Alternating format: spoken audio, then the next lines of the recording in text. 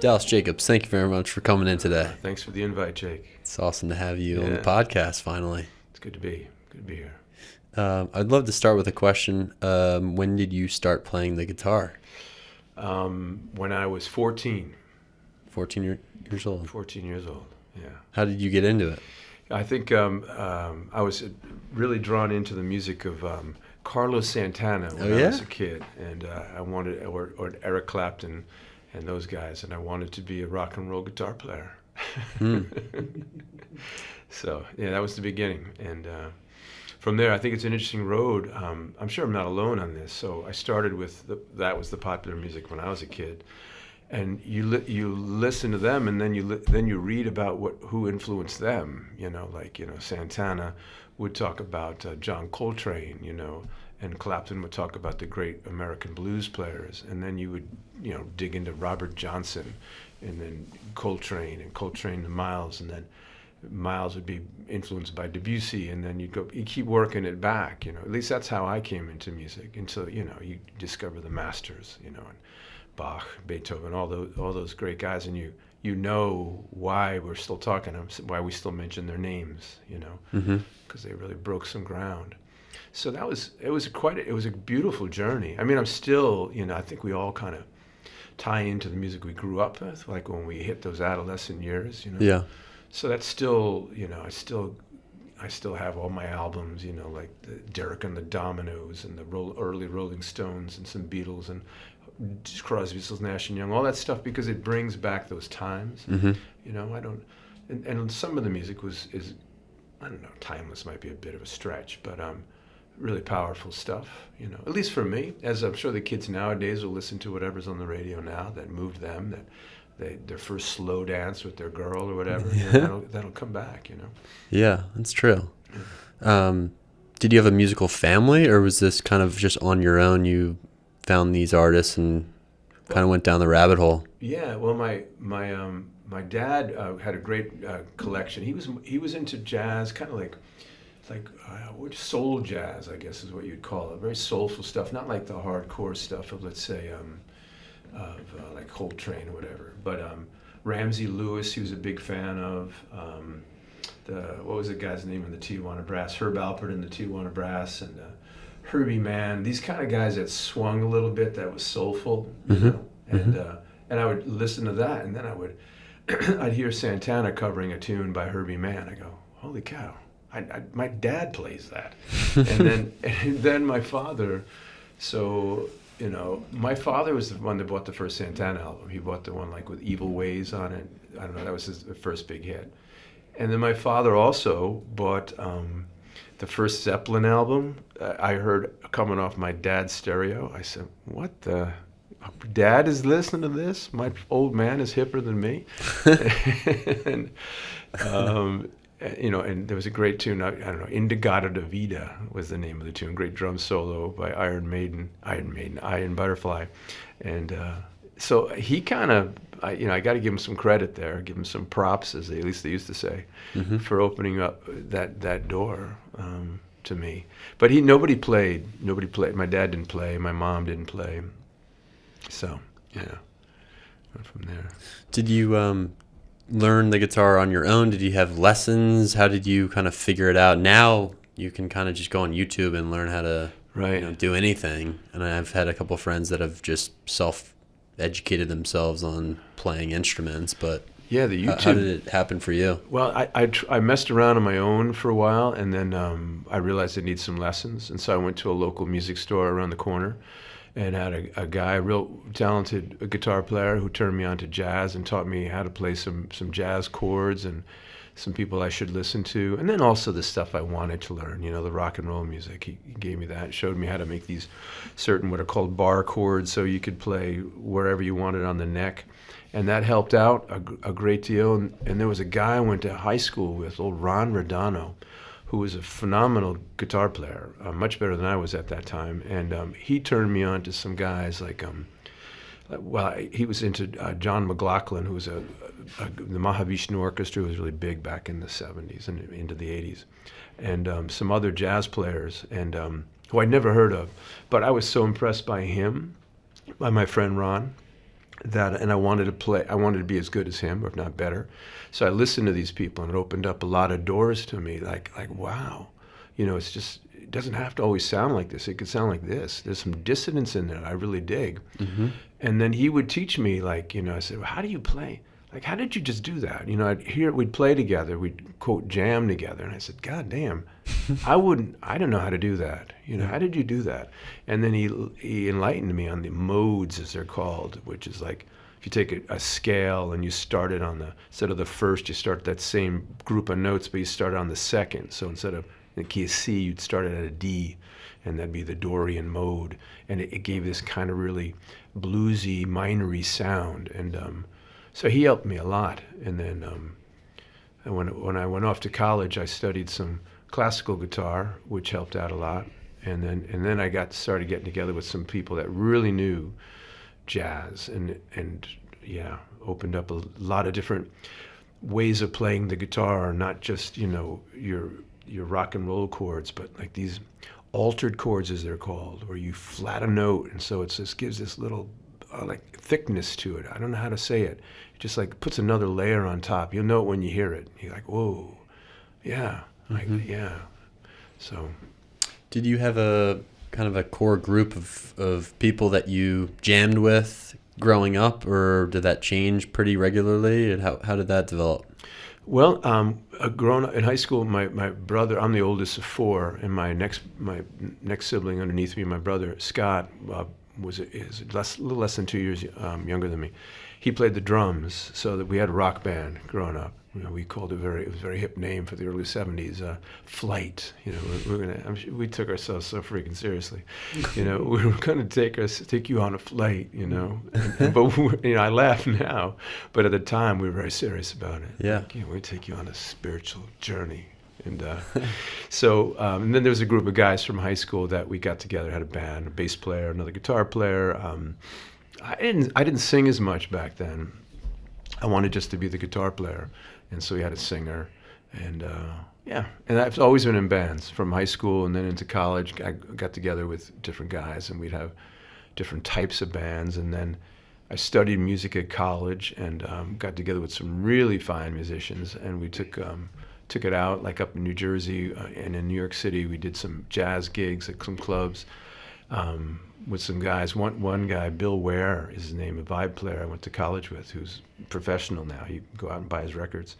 I think no matter what you're doing, right? I mean, you're a great athlete, right? And when you're hanging with guys that are just a little bit better than you, they make you better. Right. So if you're playing lacrosse with some guys that are really making you work, it's taking your game up another notch. And the same with music. I said, hang with these guys. I don't want to embarrass myself, and I don't want to pull us down.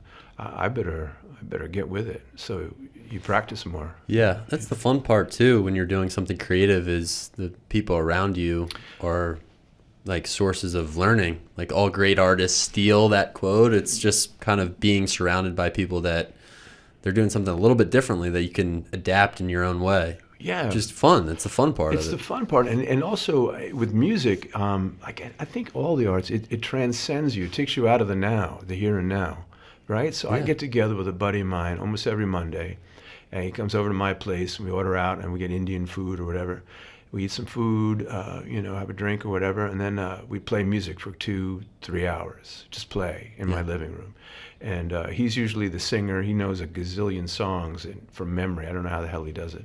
And then I play along with him. I improvise on top of him. And we would joke around like we're going on a trip down to Ganges. We're doing on this spiritual journey, because we just get in the moment. And I'm not lying, Jake. Like 2 hours have gone like that. You know, and I'm just listening to him play, and my eyes are closed almost the whole 2 hours, and I'm just going off of where he's going, and it's wonderful. It's a spiritual journey. Yeah, I mean, I hope I don't sound too corny, but it really, it really is. Yeah. And I think when no matter what we're doing, whether we're writing or a poem or something, or doing a painting, and we're in the moment, we forget about time. Yeah, it's the best. Isn't it? I really think that's I don't know. I'm overstating things, but nirvana on earth, if you will. Mm-hmm. You know? Yeah, I was talking about that on maybe the last podcast or the one before about being in the zone. And we were talking about basketball because that's usually when you hear it in the zone, it has to do with sports. Same thing, yeah. Yeah, it's the same thing. You forget about time. You're kind of just operating on the subconscious level, and you get out of your own way. Yeah, you're not you get thinking. out of your own way. I think that's the key. So even in the classroom as a teacher, when you're in the zone, right, and you're just caught and you're feeding off your students' energy and the material that you're getting across, you're in the zone, and it flows. And before you know it, 80 minutes is forever, right? A class. This is a long class period. But it's gone, you know, and it's been a positive thing. And you know, for the most part, I mean, the kids are in there too. I mean, they fade away. It's just like I would fade away if I was sitting there all the time. Yeah, 80 minutes times 3. Oh, my goodness gracious. At 15 years old? Yeah. Yeah. Sure. I get it. Yeah. Yeah, I agree. You feel it sometimes in the classroom. It's actually something that I learned through the Penn Fellowship that I did. One of the theories that we learned and discussed is the zone of proximal development, and that's I think that's where the zone terminology comes from, but it's this, I think it has to do with teaching and education, and where something fun kind of meets challenge, like on the grid or on the graph, like something that you're doing that's fun and exciting meets like slightly challenging, slightly out of your expertise or comfort level, is where you kind of hit that zone. Like if you have, you know, a classroom of students and you want them to learn at their optimal level, you have to teach something that's a little bit outside of their. Yep. You just they have to reach for it. Yeah, you got to give them the tools that they can grasp it, but you know it's going to take a little more creative thought to get there. So I always say that in my class. Well, not all, but a lot. I say you got all the tools. I told you everything you need to know to do this, but except how to do it. You know, like you have all the tools there. You know, working on your car, right? And but you have to figure it out. And that's the fun part, though. Right. Not hearing me tell you how to do it. No. That's no fun. No. Yes. What kind of an aha moment is that? You know. Yeah. Yeah. And so same with music. Like when I hear stuff that I really like just moves me to tears sometimes, and I want to know. And you think about it, it's just a bunch of vibrations in the air, and it can make trigger an emotion like tears or joy or whatever. That's amazing. Right. And so there's a guy, I don't know if anyone out there would know these people, but Eric Dolphy, he's a wonderful, he's passed away now since the 60s, I think. Alto or really reed player, played the bass clarinet, played the saxophone, played with Charlie Mingus. And his solos are just so different than anybody else. You hear, and I'm not exaggerating, Jake, if I was to hip you to his sound and then just drop the needle on the record now and again, you would know if it was him. Oh, yeah, it's him. The angularity of his solos and whatever, like it's so different than anybody else that's ever played. And that's what, don't we all want our voice? I mean, I think we all struggle for our voice, no matter what it is. And I think as a musician, you know, you're influenced. Like I'm influenced by Carlos Santana, and I'm sure I played a lot, sounded like him when I was a kid, you know, those long sustains and stuff like that. But then eventually you want to be your own self. You know, I'm not going to play Santana better than Santana plays it, right? I want to be Dallas Jacobs, you know, that kind of thing. Yeah, but I think maybe at first you have to learn from mimicking just to get a feel for it, and then you can kind of riff and make it original. Yeah, I think that's exactly right. You know, you take so you think about it, that moved me that way, right? Yeah. And so then you play it so much, and so much is practice and drill, till you get to the point where you're not thinking about it anymore. I don't think about it, I just play it this way. And then the creative and the improvisation kicks in, because you're not thinking anymore. You turn the brain off. Like when you're in the zone, like I was a track runner, so zone meant like being able to push pain out of your head because your body was dying and you still had another mile to run or whatever. But so the zone is like in basketball, we'd be like not thinking about the ball going in or the noise around you or the audience. It's like you're just seeing it through the net, you know. I would imagine, you know, other than, you know, pick up basketball games. I never did anything more serious with that sport. But anyway. Yeah, you can hit the zone in anything. Yeah. Yeah. Yeah. So like in the classroom we were talking about where you just get with that chemistry, and that's what we were talking before that we turned the mics on about the Zoom classes and the hybrid classes, that was gone when you put it on a screen. Mm-hmm. That energy between two human beings like us here in the room right now is gone. Mm-hmm. This conversation would sound so different if you were not just sitting across the table from me and we're talking through a TV screen. It'd be different. We wouldn't have this same conversation. Yeah, I find doing the podcast with someone in front of me, because we've done a couple on Zoom this year and last year. People couldn't make it in, or we're maybe talking to someone, in a different area. And, I like doing those episodes, but I much prefer to be in front of someone to be able to just feel their emotions and their energy a little bit. And you just get more of a experience, like face to face. There's no comparison. There's that I don't know what it is, the biology between us, the energy, and I think there's truth to that. There's energy. Yes. There's an energy between human beings. If you when you meet your romantic love, there's energy there. It's not just appearance or what she's saying. There's energy going on. Mm-hmm. Mm-hmm. Yeah. What's been the most spiritual or transcendent experience with music that you think you've had? Wow, that's a tough question. Tough question, but there's a lot of them. I guess musically for me, playing sometimes like well, I don't know if I could rate them, but like Justin Baker, great teacher, but also a great songwriter, and playing along with him is kind of gets me in that zone too. I really enjoy his music, and his lyrics kind of pull me in. So those kind of moments, and I've been to some shows, going back to like, I guess, how old? Where was I then? College. But this guy John McLaughlin we were just talking about, in his band the Mahavishnu Orchestra, played in New Jersey, in Paramus, New Jersey, at the Capitol Theater, which probably isn't even there anymore. A dumpy little concert hall, and he just lit the place up. There was just so much energy. It was all electric with these, like back in those days, like those walls of amps, like Hendrix or whatever. So it's like you're getting smacked physically with the music. And I just remember leaving the joint and like humming the solos in my head, which were these really quick machine gun kind of rhythm, like an Indian kind of a rhythm in his solos, and it just humming the whole way home, because it was just like in every cell of my body had been invaded by this. Yeah. So that would rank up. I'm sure you've had so many that it's hard to. Yeah, it's a combination of I think most of the real ones that touch your heart are the ones that you participate in, because you're there in the moment. But there's been a few, where you're just in the audience and you're just like, wow, this is wonderful. Well, can you say more about that on the other side? Because I've never played an instrument really, so I don't really know what that's like to be in front of a crowd and like feeling their energy and being able to provide the experience for everyone else. What that is like for you. Well, you feed on it, to be honest. I think I am a bit of a ham at that, and I think probably all performers are a little bit.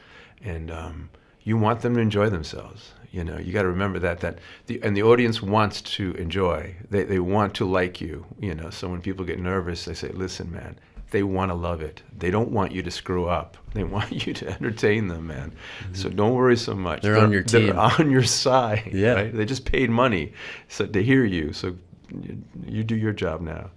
But when you're with musicians that you've played with for a while, and there's like all this nonverbal communication that just clicks, those are great moments. Yeah.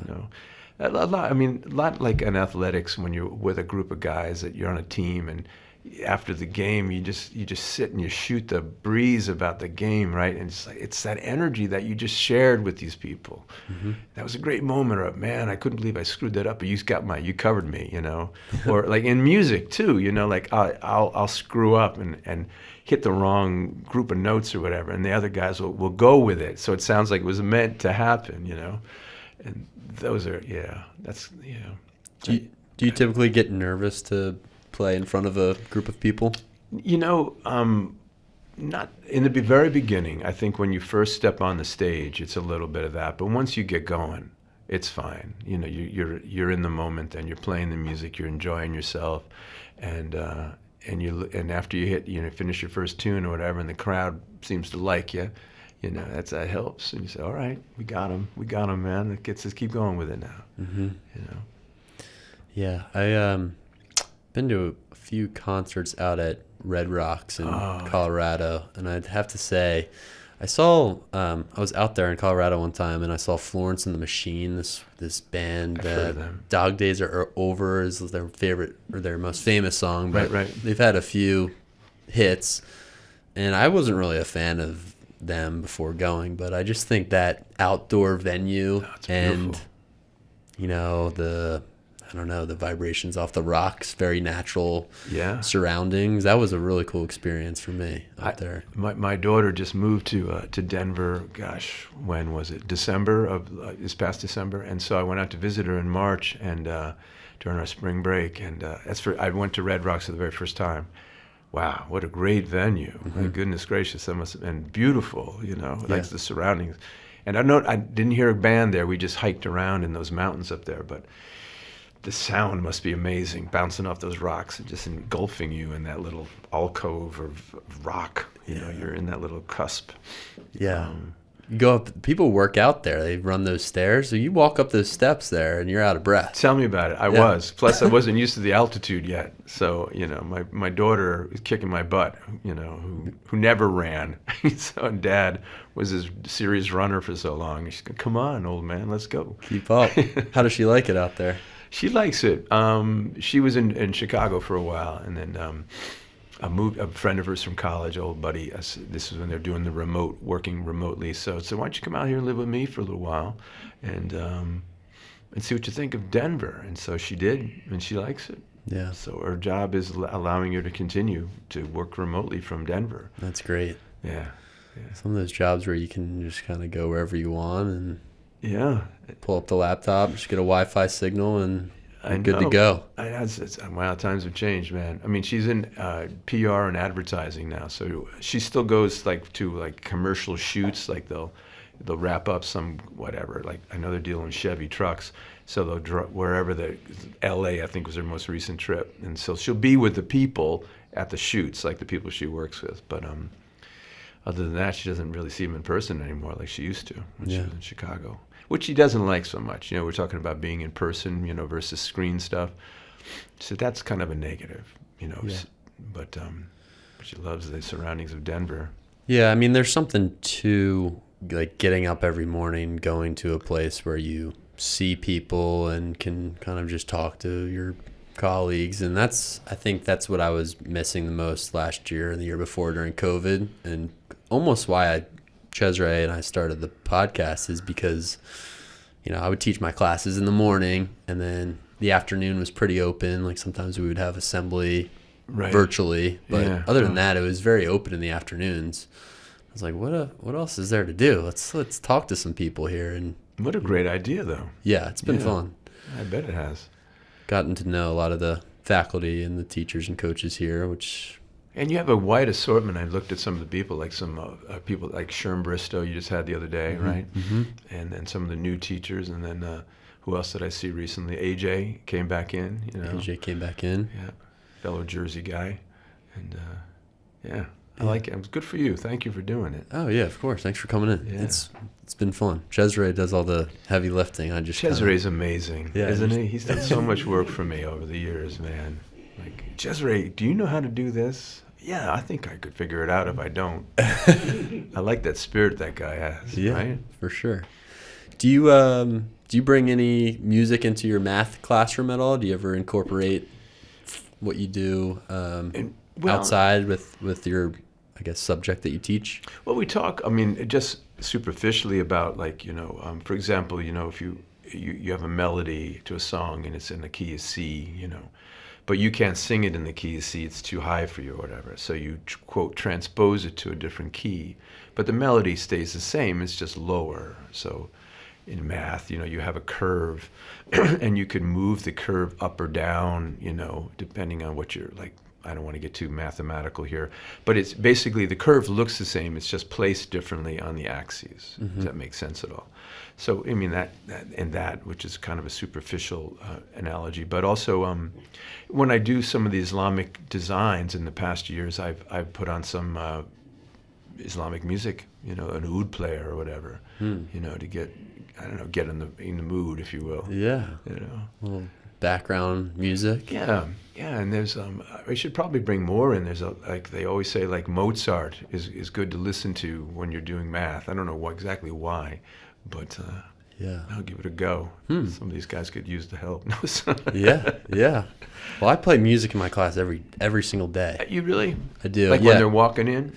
Well, yes. I have this little speaker that's this big, so it fits. It's easy to carry around. And I like just starting the class with some kind of question that's related to whatever we're reading, related to the students a little bit, so that they can reflect on themselves. Or usually it's a tricky question or a kind of a deep thinking question to start the class. But as they're thinking about it and writing in their journals, got to play a little music. And is it instrumental music then, or is it have lyrics? Is it a song or?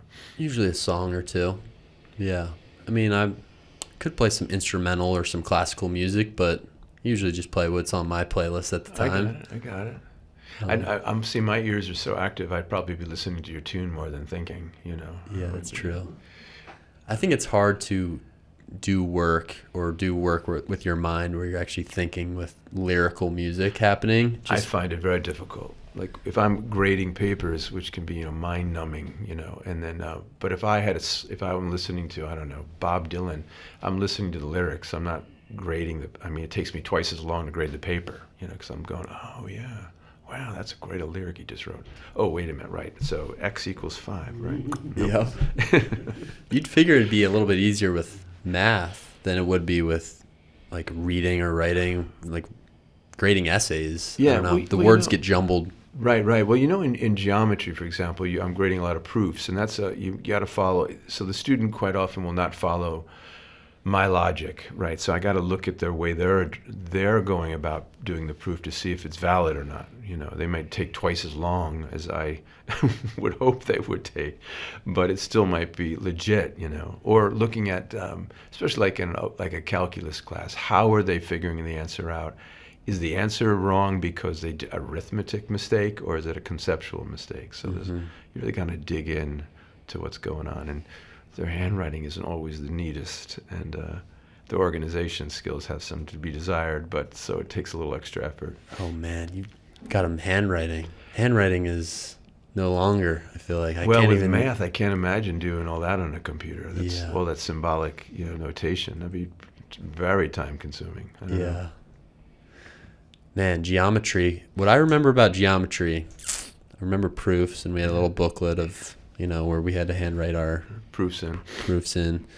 I think the most important thing that I learned in geometry, I was in geometry with like 2 or 3 of my good friends. They were very good at math, very smart guys, and just like great at math. And I was never that talented with math, just didn't click. Right.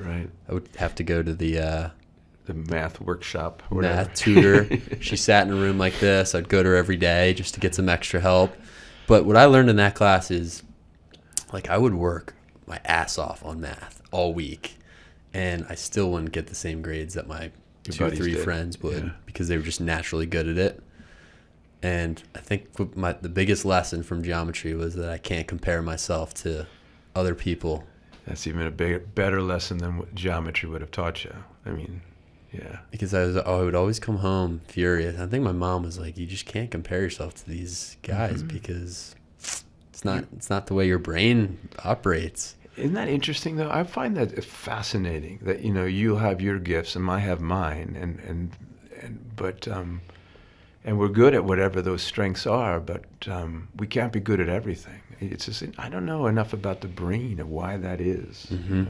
What clicks? Is it all what we grew up with? I mean, you hear stories of people that grew up with no real formal education that are geniuses. They're just blessed with a mind that can quickly comprehend these more complex ideas. Like, how the hell do you do that without a teacher? Right. It's like Good Will Hunting. He's figuring out the math equations on the wall. Right. I think he actually has there's a really good line in that movie. It's like Beethoven could just play the piano and I could just understand math. That's just the way it is. Yeah. Remember? Yeah, I do remember. And I find that really interesting. Well, you know, and or can draw. Like I have a kid, a student that always opens up every class and he's drawing in his little notebook, you know, his art book, and beautiful reproductions of the masters, right? Mm-hmm. And I wouldn't even know where to begin. I don't even know how do you get that perspective? How do you make it look like that? It's just I don't know.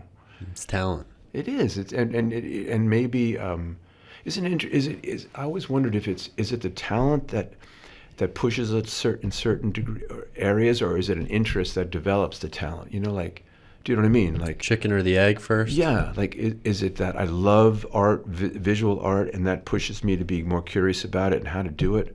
Or is it that God or whoever has blessed me with this ability and I'm drawn there? Mm-hmm. You know? Yeah, that's a good question.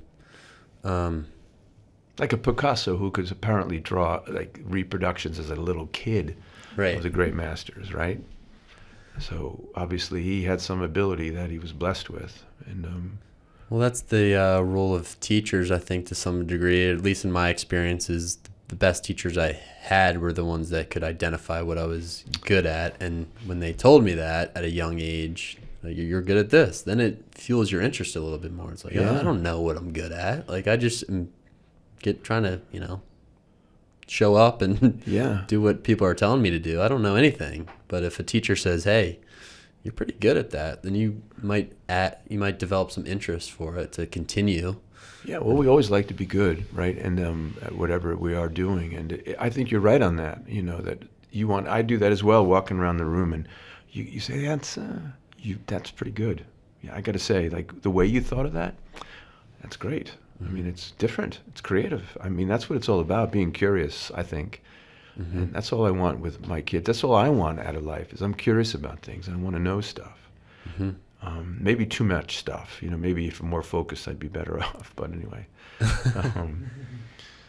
How did you get into math? When did you first know that you enjoyed math? I was always good at math. I mean, going back to what we just were saying, and it kind of came easy and quick to me. Yeah. And then, and I was always a slow reader, right? So I thought when I went to college, I thought I wanted to be a lawyer, right? I think I just said that to give them something to write on my application or whatever. And but when I realized, when they gave me the stack of books that I'd have to read, you know, to take the courses that I was going to do, I said, "Oh, you want me to read that like in 2 weeks? No, I don't think I can do this." So, and in math, I always felt like with math, all I have to do is think. I just have to think. Just bring my brain along. You tell me the rules of the game, and I have to think, and I'll solve whatever you need me to solve. You know, mm-hmm. But I gotta to be honest, it's music that really is my passion. Though I just find that it's mathematics in vibration form is music. What do you mean?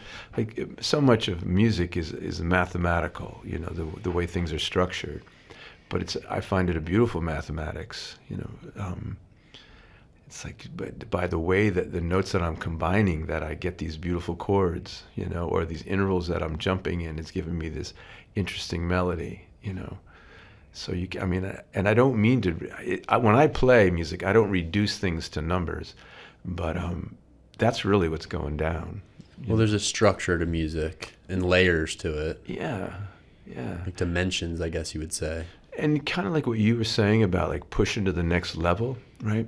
So I'm sure this isn't an original thought, but you learn the rules and then you break them. Right. And it's when you break the rules that you come up with the interesting music. But you have to know the rules first. You have to know the rules first, you know? And like guys like Thelonious Monk, the great jazz piano player and composer, he broke the rules. A lot of dissonance in there, but you know exactly where he's going. It's just the blues. It's just the blues. 1-4-5. Everyone's been doing it for God knows how long. But he makes it interesting because of the way, the notes he chooses and the rhythm he chooses. And Jimi Hendrix. Oh, Hendrix. Brilliant. The electric guitar was shattered when he came around. He just opened up the door wide. No one ever played like that. And I think today, no one's really playing as well as he did on the electric guitar. There's a lot of imitators and what have you. And now we have a lot of more gizmos that people can use, to make their guitar sound different. But yeah, he's brilliant and dead at 29, right? Was it Hendrix died, I think, at 29? 27? Oh, 27? Okay, late 20s, I knew. I couldn't remember. I think a lot of his artists died at 27, like 27 Club. Is that what it was? Yeah, I think... was Jim Morrison around there? Jim maybe. I can't remember. He was 23? No. 30? He was 30? Yeah, okay. Yeah. Janis Joplin was 27, I think. Great voice, amazing voice. So was soul in that voice, a lot of pain in that voice. Yeah. Yeah. How about some concerts that you've seen that have really impacted you or really memorable for you? I saw there's a guy, Nino Josele. He's from Spain as a flamenco player, guitar player, but he incorporating jazz now. He's kind of like flowing into jazz. And I love flamenco music. I love the passion when they play and they sing and they dance. If you've ever been to a flamenco show, a good one, an authentic one, you just can't help but be pulled into it. What is flamenco?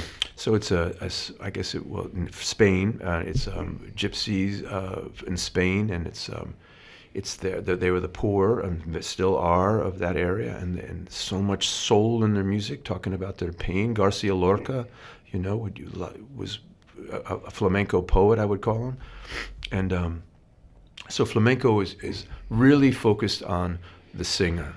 And the guitar player just accompanies him. But nowadays, guitar being so popular in the West, all around the world, I think, the guitar players are now becoming more and more well known, like Paco de Lucia, who passed away a few years ago, and a guy now named Tomo Tito, and they can just rip up the guitar. They can just play it amazing with their fingers, no guitar pick, no amplifiers, and they just can capture so much emotion. So Nino Josele, is a great flamenco player, but he's now playing with jazz people and doing jazz standards in a flamenco style.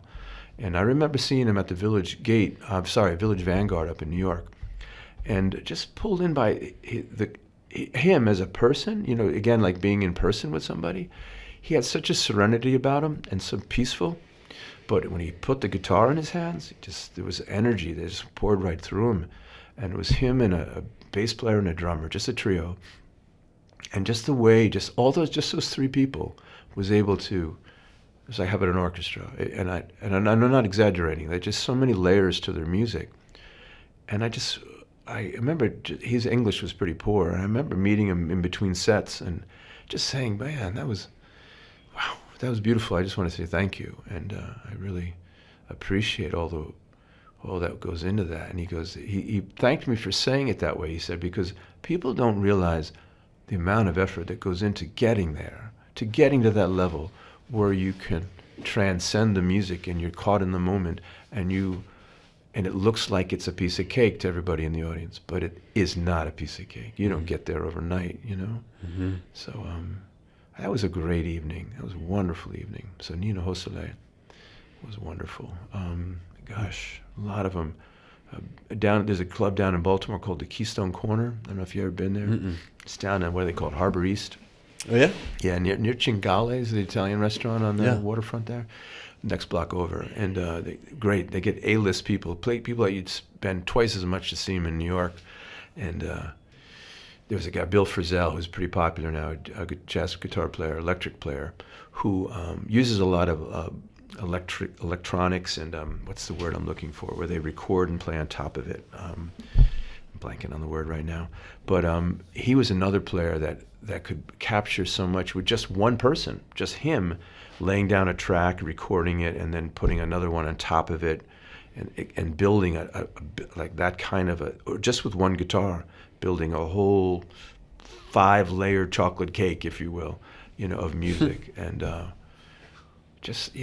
and he's another one that I don't know if it's always this way. Obviously, a lot of musicians aren't this way, but another real peaceful person that has so much energy in his music. I mean, I've met plenty of musicians that are wild and crazy, and not all that functional, but the really good ones, the ones that sustain, that have a peacefulness about them, I think. So, do you have like how do you listen to music? Like, do you put headphones on, or do you have a player at your house, or do you like going to live shows? Like, what is your relationship, I guess, to listening to music? Nothing beats live. Again, true. Tying into like the whole teaching thing. Nothing beats live and in person. Yep. So I don't know about you, but quite often I've been to shows and I'll buy the CD, after the show. Nowadays we all stream things, but you'd buy the record, right? And you get home and it's like, oh man, that's disappointing, man. Yeah. Because it was a moment that was what pulled you in, that just being there live and listening to them to do it. But then when you go home and you plop it on and you're sitting in your living room and it's like you have your cup of coffee or you're eating your sandwich and you go, it's okay. Not the same. It's not the same. No way. So I still have, I guess they're in right now, albums. So I still have a big wall of records and a turntable in my house. And then a whole bunch of CDs. But nowadays I think I'm probably no different than most people. I'll just stream it. Yeah. And listen to it. And I try to listen into it loud so it blocks out everything else. Because I don't want anything else intruding, like what I should be doing. I want to be in the moment with the music. Yeah. Yeah, you need the noise-canceling headphones. Yeah, maybe I should. But I think I would be nervous about, I don't know, I'm getting neurotic here, like someone breaking into my place when I have these phones on. Yeah, that's true. I'm grooving out to Miles Davis and someone's stealing my good guitar in the other room. I don't know. That is true. So you read some poetry and you've got a book recommendation for us today? Yeah, I love poetry. I love the, the way that they can capture... going back to the mathematics, to the proofs and what have you, that you can say something really powerful and elegant in just a short few lines. I find that genius, some of the great poems. And then the book one of the books I really love, when you asked me about that and I thought about it, the contenders were Reservation Blues by Sherman Alexa, which is a great story. It's about a rock and roll band on a reservation out in, Washington State. And it's the old story of selling your soul to the devil, like Robert Johnson, and they become popular and famous and they travel around the world, but the devil owns you, right? So they're trying to run away from the devil, but every time they start to play, the devil hears the music because he gave them the guitar the guy's using, so he finds them and starts to haunt them. So it's funny, it's very moving. It talks a lot about music and about pulling yourself out of this really desperate situation these people grew up in on the reservation. A lot of layers to it. So that was one. And then the other one, though, that it's touched me for a while now, is this book called The Unbearable Lightness of Being by the Czech writer Milan Kundera. And, it's a love story, basically. But inside that love story is like things we all wrestle about with life and what it means and, how to live a good one. And the title refers to, the Unbearable Lightness of Being refers to like how we live a life and we come to a crossroads and we have to make a decision, and we make a decision, right? And then, but we only think of an artist, like you only draw that line once. You can't go back over it, or you can't go the other way anymore. You went that way. So it's a very light line. It's not been drawn over. It's not heavy, right? Mm-hmm. And how that shapes us. It's unbearably light, And the story goes on. Again, it's a love story between this man named Tomas and his young love. Well, they're about the same age, I guess. Teresa, who he meets, and then another. It's like three people, and Sabina, his other former lover. And it comes out near the end of the book that to get meaning in life, there has to be commitment. And that's where, at least that's my interpretation on it. So there's a lightness to it. I just go through this, and if I may, I know we're this PG here, but so Tomas is a bit of a womanizer, and like a sworn bachelor. But he meets this woman Teresa, and he falls in love with Teresa, and you can't have it both ways, if you're he realizes that eventually, that his love for Teresa gives meaning to his life all of a sudden. There's some purpose to things which he was lacking, Mm-hmm. And I really recommend the book. It's a beautifully written book, and I think I read it slow. When you read it slow. I had to go back and read a lot of these pages or chapters a couple of times. I mean, the man is a philosopher, so it's pretty packed with thought, And then I would recommend the movie, which stars Daniel Day-Lewis and Juliette Binoche, and I forget the third woman. She's Norwegian, Scandinavian of some kind. The woman that plays Sabina. So the movie is as good as the book, or up there? It's up there. Yeah, I think you should read the book to get all the nuances of the philosophy. I mean, he quotes Nietzsche in it. Mm-hmm. He talks about different cultures and the way that they look at life. And so which they deal with a little bit in the movie, but like cursory. Like they mention Nietzsche, but they don't have a couple of pages on his philosophy in there in the movie. Yeah, that's one thing I remember. I read this book a while ago, and I think some of it went over my head at the time. Oh, went way over. I have to go back. It's like I said, this is like the multiple times I've read it, and I always pick up something new. It's pretty dense, but I do remember the allusions in there to different philosophers, and I think that's part of what I didn't really know some of Nietzsche's philosophies, and you miss some of that stuff in this book. Yeah, and so you have to go back and read it, and then I'll talk to people that are smarter than me on these fields, and I'll say, am I interpreting Nietzsche right? Is this what he meant? That kind of thing. Right. Or what does this saying mean to you? Like they talk a lot about kitsch, like things that are kitschy, and I have my own interpretation, being an American, what that means, and he uses it. Milan Kundera uses it quite often in the book, and I think he means more. It's a superficial thing, that's how I look at it as well, and popular stuff, and that it's light. There's no meaning to it. It's like when you go into the store and they're playing that music in the background. It's like why bother? Mm-hmm. Why doing that? Why are you cluttering up my mind with this nonsense? Mm-hmm. And that's what comes across in the book. Like we don't need that. We don't need those distractions. Let me just be here now, Yeah. So what does it get to? Like, what is the core of the book? Like, what is it really all about inside of these relationships that are happening, and the main character, I guess, Tomas, yeah. Some of the kitsch, like what is central to it? Well, I think he wants to live a life that's light and without responsibility. He likes that. He likes just going with the flow, and he thinks that's fine because life is light. I'm going to do this. I'm going to be with this woman, and then I'm going to leave her. I'm going to move on, or I'm going to do my job, and I'm going to move on. Or it takes place in the late '60s in Czechoslovakia, when the revolution occurs and the Russians come in and try to suppress it, and he tries to stay afloat above it, and he can't.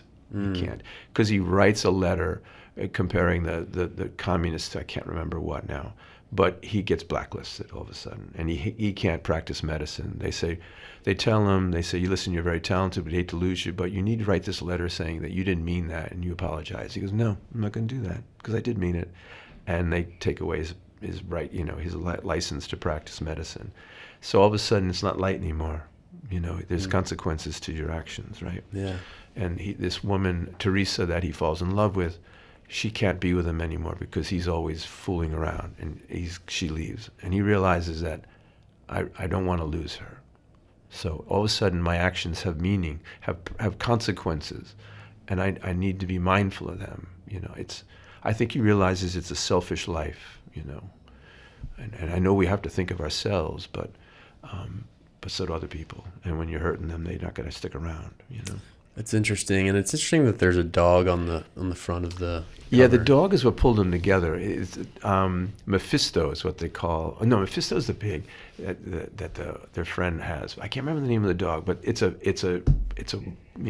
mutt. It's a stray dog that they adopt, and it kind of pulls them together. That it's something that they both love.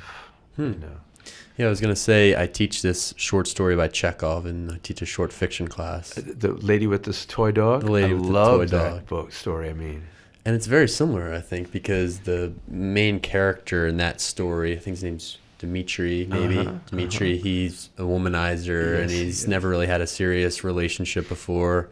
And he sees this woman in Moscow, maybe? Yalta. Yeah. Sees this woman, Anna, in Yalta, and she has a dog. And all of a sudden they start dating. Flirting, and it gets deeper, and it gets to be true love, I guess, because he's reminded of her. He can't stop thinking about her. Yeah. He travels to go see her in her hometown. And yeah, it seems very similar. It reminded me right away when you started talking about this. It's funny that you mentioned that, because that's one of my favorite stories. And that's a movie as well. The Woman with the Little Dog, I think is what it's called. And it's Marcello Mastroianni, the famous Italian actor, stars in it. And I can't remember the woman that plays Anna. But that's worth seeing too. Yeah. Yeah. Yeah. Chekhov. I love Chekhov. Yeah, his story. I've never read anything but his short stories, so I don't know if have I read his plays? What's the name of the famous play? Seagull, maybe, or is it Seagull? Seagull's one of them. I thought there was another one that I'm escaping my mind now. There is. Uncle Vanya, is that a Chekhov one? Yes. Okay, I think that's what I read and saw performed once. Yeah. Awesome. Well, and then the other thing I wanted to talk to you about a little bit is your travels and some of the trips that you've been on, whether through Gilman or just on your own. I think Cesare was telling me you've been to Morocco before. Yeah. So way back, so in the early '80s, when I started teaching, I was in Eastside High in Newark, New Jersey, and then I had the travel bug, and I wanted to travel, but I didn't want to be a tourist. I wanted to be like part of the community kind of thing. So I got a gig, work and teaching in Algeria in North Africa. And it was at the El Paso Natural Gas Company building a pipeline out of the Sahara to the Mediterranean coast. And then they put the natural gas on tankers and shipped it to Italy and then through Europe. So I taught the dependents of the folks that worked on the pipeline. And we were on the coast. We were near the city of Oran in Algeria, which another literary reference. That's where the story, The Plague, takes place by Camus. Yeah. It takes place in Oran. It was Pied Noir was what he was, which meant Blackfoot. He was a Frenchman born in Algeria. But anyway, that got me the bug of that area of the world, and so we traveled to Morocco quite often because it was a lot nicer than Algeria. Algeria was still just recovering from that war with France. And Morocco was more geared to tourists, nicer hotels, better restaurants. So we'd go into Morocco all the time. Anyway, after then, I went on to Belgium and lived in Belgium for a bit and taught in Brussels, and then back to the States. But excuse me. But on my sabbatical, I went to Morocco, and that's where Cesare helped me put together this presentation I did after that. And then in Spain, traveled through southern Spain, Sevilla, and Granada, which is one of my favorite places in the world. Granada? Yeah. What's that place like? So that's where the Alhambra is, the famous, fort or castle, really, when the Muslims ruled Spain. And it's a beautiful, beautiful place. And it's a medieval town. The whole town is, these little tiny streets, alleyways, really, but they drive cars down. And then from there to Sevilla, and then from Sevilla, I went up to Madrid and then spent a little time there and then flew home. But southern Spain, I really dug a lot. And that was all connected to the Islamic art. Gilman was very generous and paid for me to do this sabbatical. And so I spent time in Morocco and in southern Spain. And then back in the States, I did some travels to New York City, to the museums in New York and in D.C. to do research on Islamic art. Why Islamic art? Where did that interest come from? Boy, Jake, I think I first experienced it when I was in Algeria and I went to Morocco. Yeah. And there's a town in Morocco called Fez, which is like those hats, those little red hats. That's where the name comes from. And there's the old part of town, the Medina in Fez. It's kind of like the spiritual capital of Morocco. Rabat is the political capital and Casablanca is the big city. But Fez is like the spiritual capital. And we went into some of these schools, these madrasas, which are these Islamic schools, and I just got sucked in. I don't know. I don't know what the words are. I don't know why. But I love being surrounded by those tiles and those mosaics. It just really made me feel good. And so I had the bite from then on. Unique colors, right? It's like I've seen pictures of like very light blue colors and greens. Green is very popular. Apparently, according to what I've read over the years, is that Islam is originated in the deserts of Saudi Arabia, what's now Saudi Arabia. Not a lot of green going on there, right? Mm-hmm. And so green meant an oasis, and so thus the attraction to green.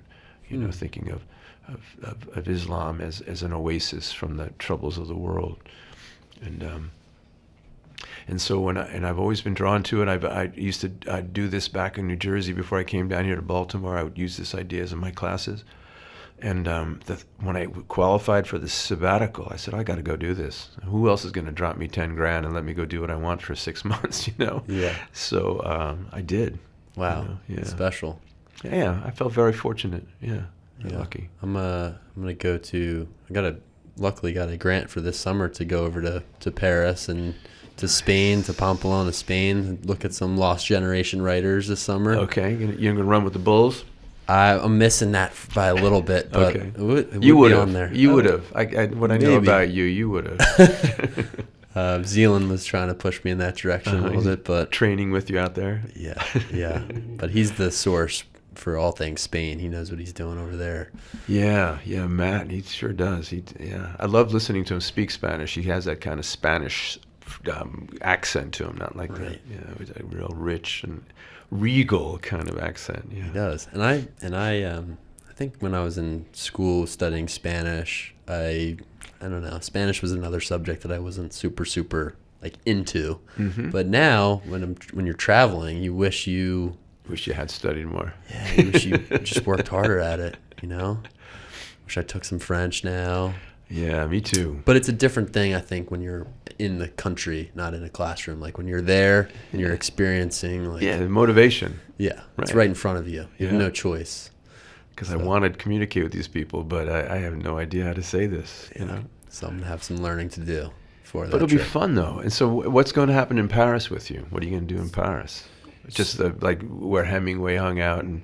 Yeah, I'm gonna do some studying of those writers that went there and why they went there during that time. I think that's interesting that so many great artists went to Paris after World War I. I mean, you think about all the painters, writers, musicians that just went to the same place. They all knew each other, like Picasso and Hemingway and Fitzgerald. Yeah. Morrison. I don't know. As in Jim Morrison? Okay. Yeah, right. He's buried there, if I remember right. Yeah, he is. Go see his grave. It's true. I can't remember the name of the cemetery. It's famous. It's on the east side of town. Anyway, you'll see it on the map. It's huge. And more people, I think, are buried there, too. Yeah, in addition. All the celebrities get dug up in there. Yeah. Planted in there. People I should know. But, yeah, I'm looking forward to it. Yeah, you should be. It's interesting, and then a lot of after World War II, a lot of jazz guys went over to Europe and to escape a lot of the racism that was happening down in our country, and so you've got a lot of great players like Lester Young and Dexter Gordon, and they all go to Paris to play their music, and even further on, like that guy I mentioned, Eric Dolphy, made a lot more money touring Europe than he did in the States, especially Scandinavia for some reason. He did a lot of gigging and recording up there in Stockholm and Copenhagen. But then it's interesting afterwards, though. After the war, really New York became the center. It kind of gravitated to this side of the Atlantic. Mm-hmm. And now, I don't know where you would call it. I think still, musically at least, New York is still a big hub. But now it's spread all over, right? Nashville for the country thing, or L.A. has a different sound, and it's not so centered. Maybe it's, I don't know. Maybe it's the internet? Maybe it's allowing us to. I feel like Austin, Texas, maybe. Austin, Texas, another big hub. Yeah. Where Asheville, North Carolina has become more, maybe a smaller hub, but still a hub. I'm sure you've been to Nashville. It's another place I have not been. Oh, man, you got to go. Yeah. I've always was amazed how. So I show up in Nashville. It's like a Wednesday or something. No, it was a Sunday. It was a Sunday night. I go to Sunday night, and I go downtown to Broadway, the main drag, and I walk into some honky-tonk, like Robert's Western Wear, I think they call the joint. I'd recommend it. And this awesome Western, like what do you call it? Like driving music, almost like hillbilly music, but musicians that were phenomenal. Playing on a Sunday night, which would be the night that all the B-rated guys get to play on. I'm open Sunday night when no one's around if you want to come play, and they were amazing. Yeah. So if that's Sunday night, who's Friday night? You know? Wow. Yeah, it was.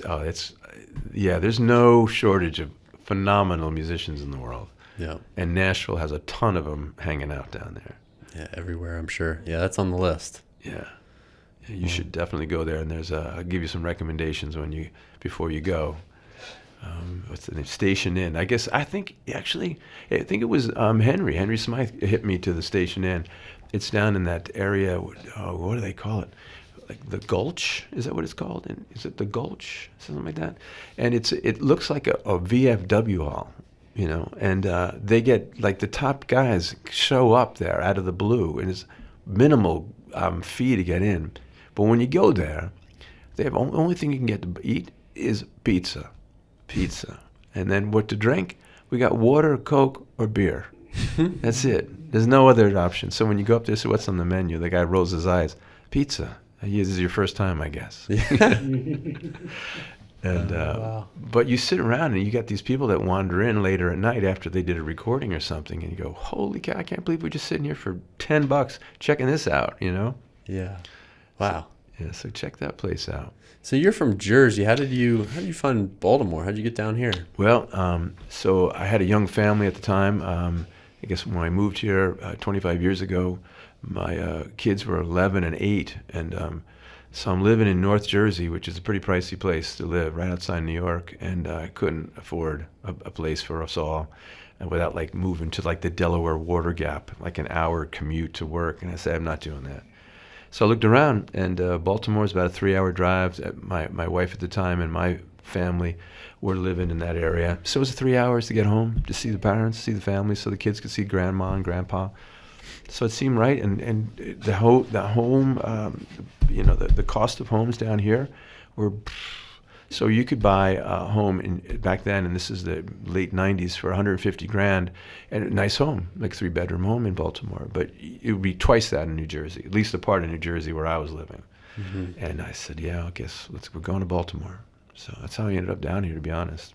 And how about finding Gilman? How'd you hear about Gilman, or kind of get in here? I had a friend of mine at the time who taught at where was he teaching then? Was he teaching at Garrison Forest, I think, or Park School? One of those two places. And he told me about Gilman, and then I dropped him. They happened to need a math teacher, so came on down. Here I am. Perfect. Still, they couldn't get rid of me. Love it. Well, very fitting. Dallas, thank you very much for Jake, thanks so coming much. in. Yeah, it was a great conversation. It was fun hanging out with you. You too. Yeah, and Cesare over there. Yeah, absolutely. Well, I appreciate it, and thanks for taking the time. My pleasure. My pleasure.